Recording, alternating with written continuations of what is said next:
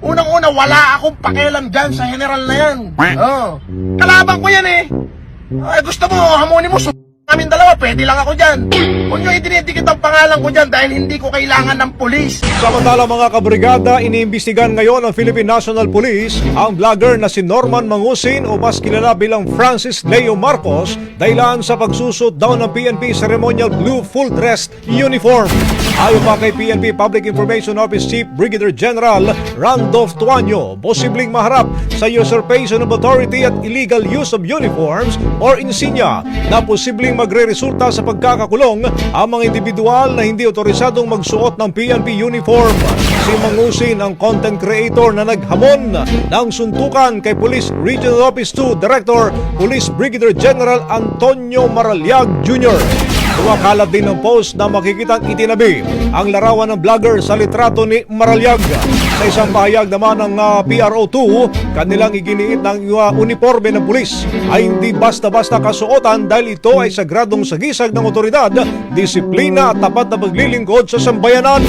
Sa ngayon, patuloy pong isinasagawa ng PRO2 at Regional Anti-Cybercrime Unit 2 ang masusing investigasyon kaugnay sa nasabing larawan at sa pagbabahagi nito sa social media. Tiniyak din nila na pananagutin sa ilalim ng batas ang sinumang responsable. Today is 13th of February 2019. I am at the Heritage Hotel. You know what? Few days back, when I met my old friend, we play chess and I'm losing. Yes, I admit it. I'm really losing. But today, I win.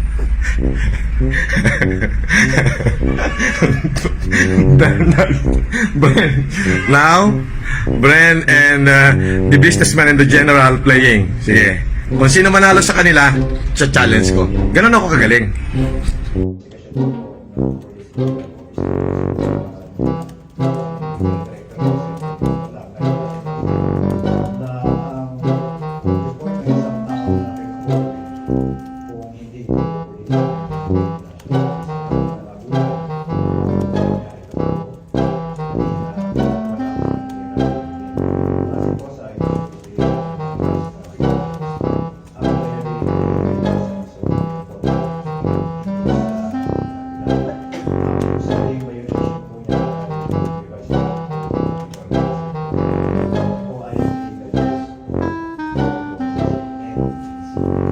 Ako ay ex-convict, convicted criminal at scammer.